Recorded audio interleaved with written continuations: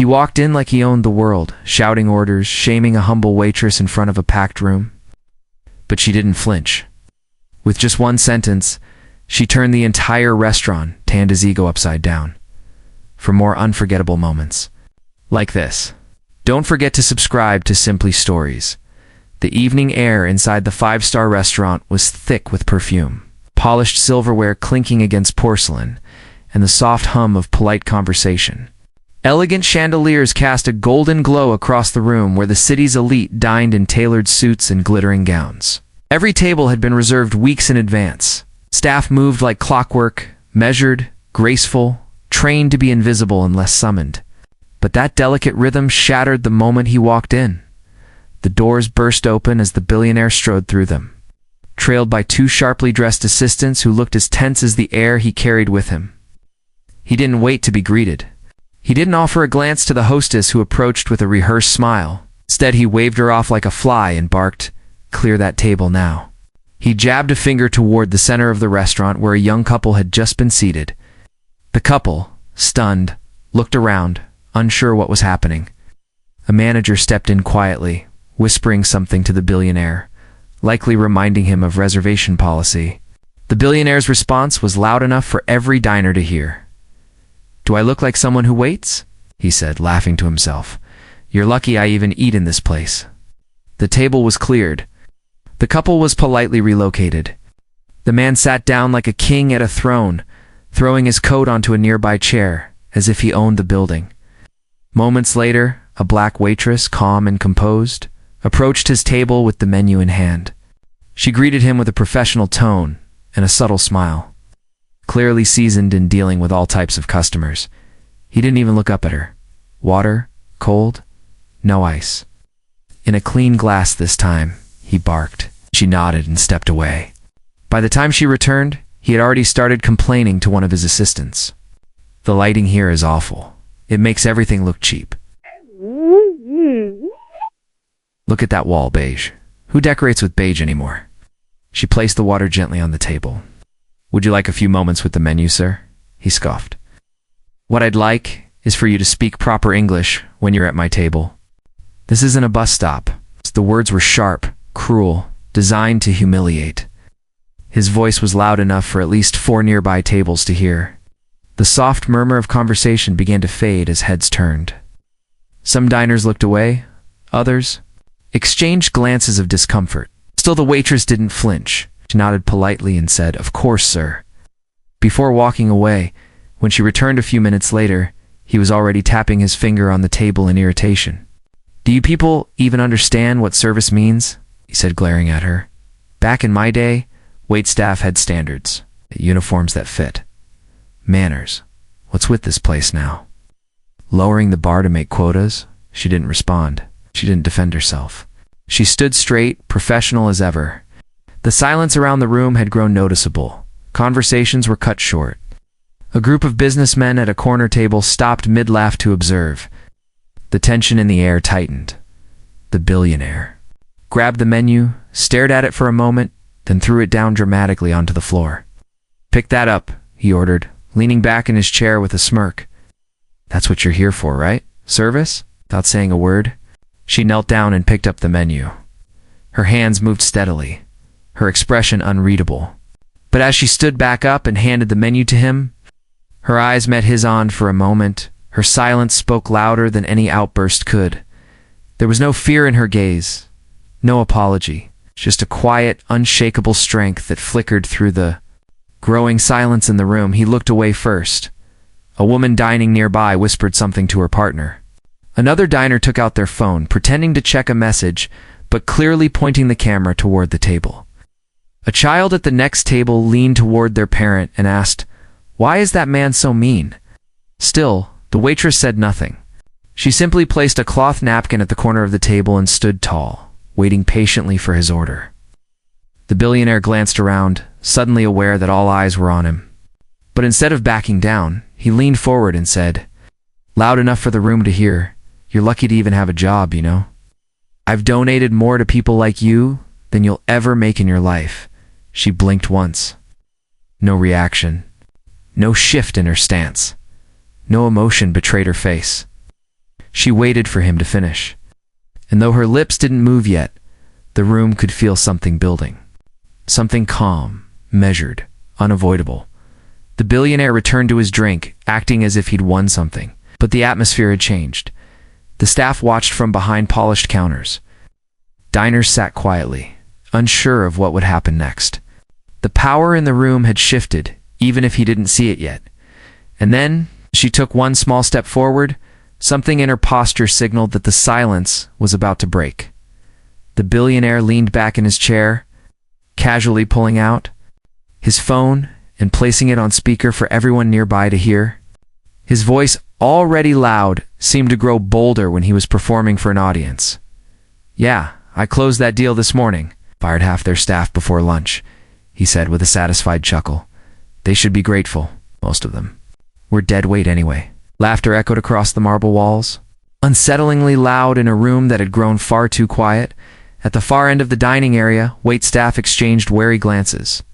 The black waitress, still maintaining her professionalism, approached the table with measured steps.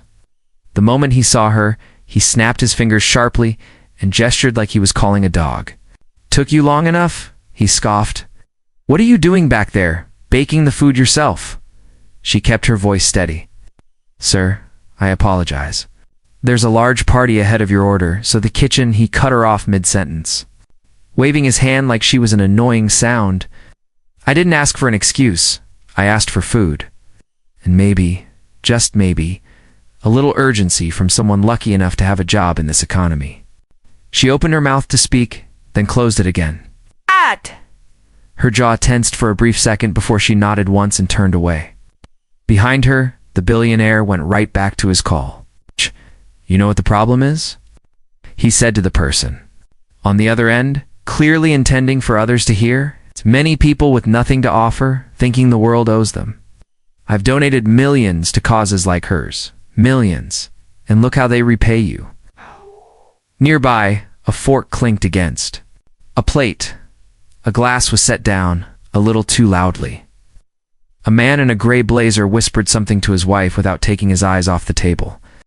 At a corner booth, a mother tried to distract her child with a coloring menu. But the little boy leaned in close and asked, "Why's that man yelling at the nice lady?" When the waitress returned, she carried the billionaire's dish with both hands, trying not to tremble. But her fingers betrayed her calm. They shook just slightly as she placed the plate in front of him. She straightened and took a half step back, offering a polite, "Please enjoy your meal, sir." He glanced down, poked at the dish with his fork, then raised his voice once again. Is that a hair?" said, eyes narrowing. "Got it." He held the fork up high with something so small, it could have been a thread from a napkin. "Unbelievable," he hissed. "You serve me trash and expect a tip?" Without waiting for her to respond, he shoved the plate aside, the ceramic scraping across the linen tablecloth with a sharp screech. A few gasps came from other tables. The manager, who had been quietly monitoring from a distance, began to approach. But the billionaire raised a hand without even turning his head. "Don't," he said flatly. "I'll handle this." The manager stopped. The other servers stood frozen. The billionaire leaned in slightly, voice low now but no less venomous. "Do you know how easy it would be to make one call and have you replaced by someone who actually wants to be here? One phone call. That's all it takes. You're not special. You're not irreplaceable." She didn't respond. She didn't defend herself or explain. She simply looked at the plate, nodded once, and reached for it to remove it from the table. But before she could, a soft click was heard. Someone nearby had started recording on their phone. Then another.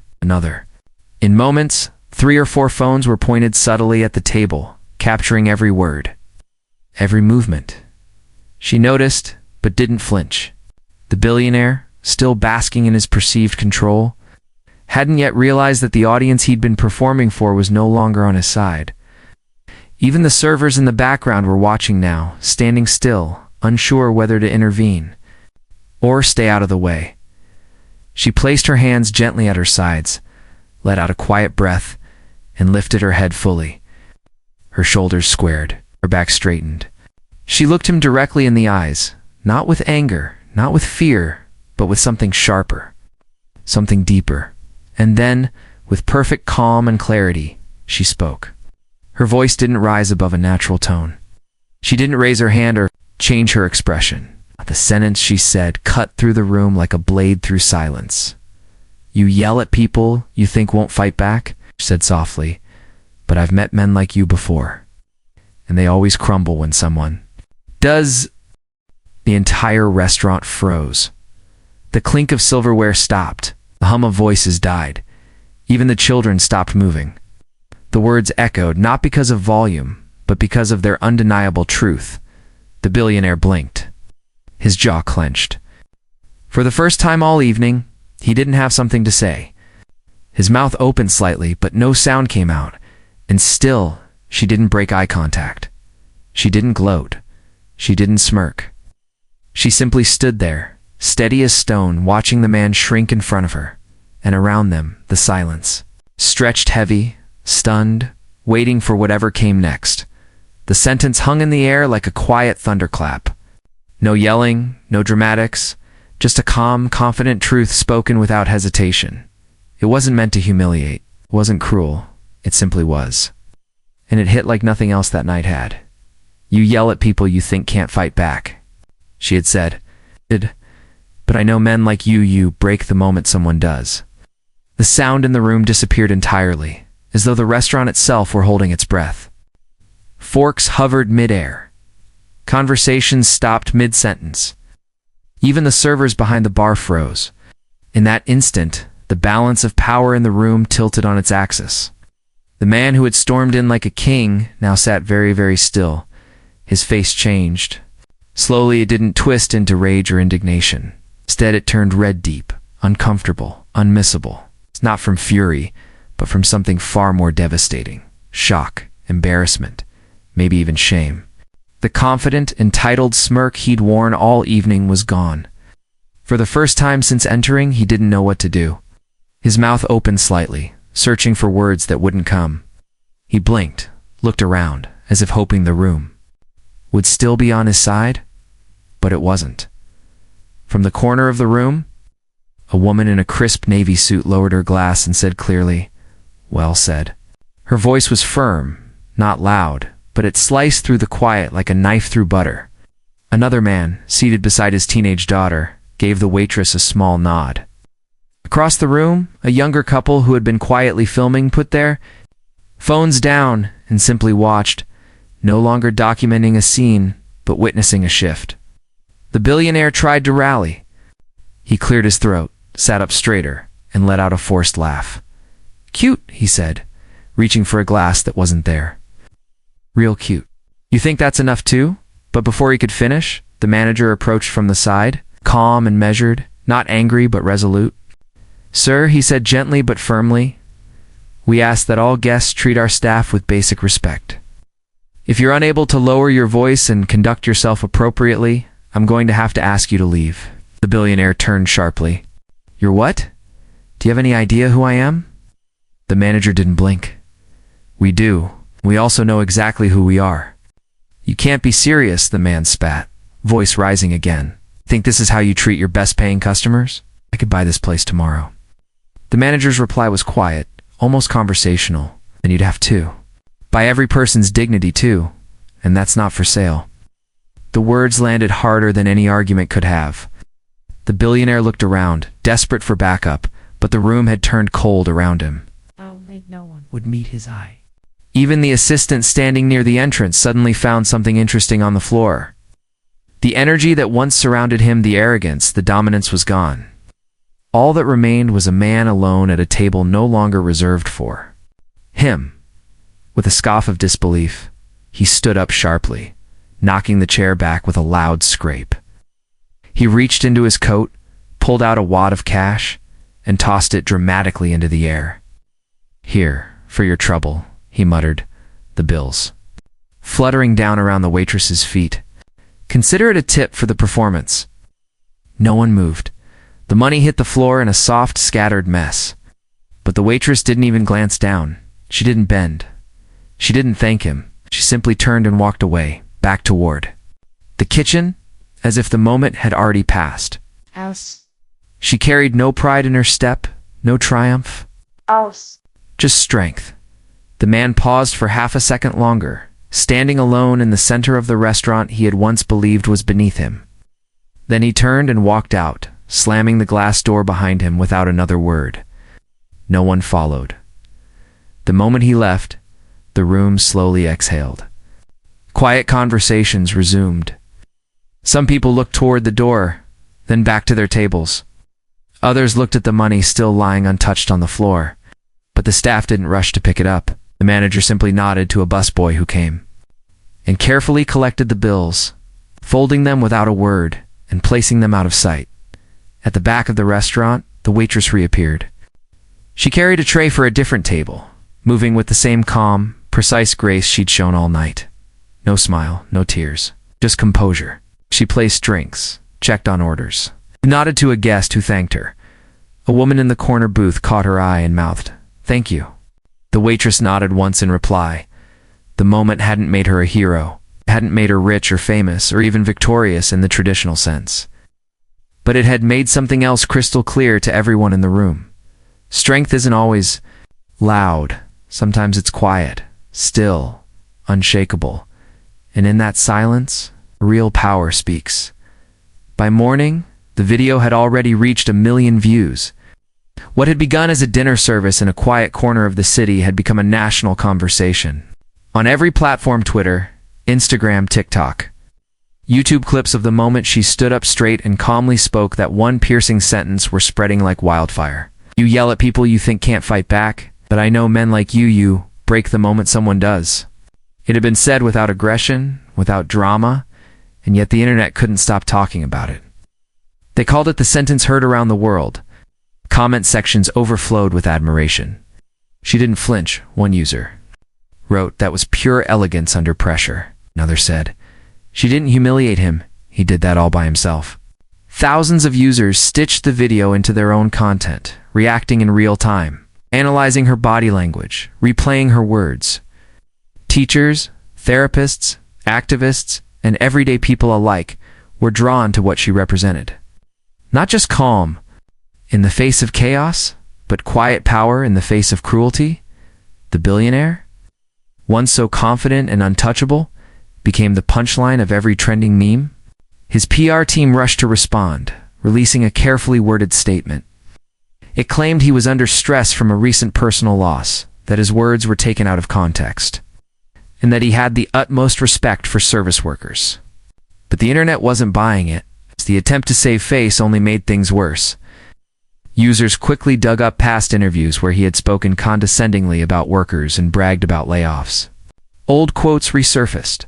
Clips were remixed. He was branded not just arrogant, but fragile, petty. A billionaire so threatened by a single sentence that he cracked under its weight. News outlets picked up the story within 24 hours. Major headlines. Read: Waitress silences billionaire with one sentence, an asterisk dignity on display in viral restaurant clip. Cable news anchors debated the moment on air. One host said, it wasn't just what she said it. There was power in her stillness. Talk shows invited psychologists to break down the encounter. Celebrities tweeted. Support. A well-known actress posted, I don't know her name, but I want to thank her. That sentence reminded me who I am. Back at the restaurant, things looked different too. The owner of the establishment, who had been out of town the night it happened, returned and wasted no time holding a press conference. Cameras lined up near the patio as he stood beside the waitress in her now familiar uniform. This woman represents the best of what we stand for: grace, composure, and excellence under pressure, he said. As of today, she's no longer just a server. She's our new guest relations manager. The applause was genuine, warm, and long. Flowers began arriving at the restaurant later that day. One large bouquet came with a note. Asterisk from the women at Rise Forward Foundation. Thank you for showing the world what quiet strength looks like. The manager read it aloud to the staff. There wasn't a dry eye in the room. Reporters tried to dig into the waitress's background. There was no scandal to be found. No hidden agenda. Instead, they found something better. She had a degree in psychology earned while working 2 jobs and ran a weekend support group at a community center. The group was called Speak Steady. It focused on helping women rebuild their self-worth after emotional abuse. We don't shout. She explained in a local TV interview. We steady ourselves, speak with truth, and we remember we're not the smallness others project onto us. The interviewer asked how she stayed so calm that night. She smiled slightly and said, I recognize his behavior for what it was. Projection. He needed someone to feel smaller than him, and when I didn't shrink, it confused him. I knew if I matched his anger, I'd become part of the show. But if I stayed grounded, I could remind him, maybe even the whole room, that real power doesn't need to perform. The clip of her interview went just as viral as the original moment. People began quoting her words in classrooms, on podcasts, in therapy sessions. A school teacher printed them on posters. An author referenced her in a chapter about leadership. One popular comment online read, "This story isn't about a billionaire and a waitress. It's about dignity. It's about who we become when no one thinks we'll stand up." In the weeks that followed, the billionaire retreated from the spotlight. His team issued one more apology, this time in video form, but the public had moved on. They weren't interested in his redemption arc. They were still watching her. One afternoon, a news photographer returned to the restaurant hoping for a second glimpse of the woman who had, with one sentence, shifted a national conversation. What they found was not a woman giving speeches or posing for headlines. She was standing at a side table, gently showing a new hire how to balance a tray of drinks. Her voice was calm, her instructions clear, her smile soft. She wore the same uniform. Nothing had changed, yet everything had. There were no camera crews now, no flowers, no speeches, just regulars enjoying lunch and staff going about their routines. As the photographer raised the camera for a discreet shot, she looked up, just briefly, and gave a small nod, acknowledging the moment, but not needing to claim it. Her work continued, as it always had, with quiet pride. And as the final clip of her wiping down a counter, while laughing softly with a coworker, made its way onto screens across the world, a voiceover closed the story in the way only truth can. Sometimes, you don't need to raise your voice to make the loudest impact. One sentence, spoken with truth, can echo louder than $1 billion.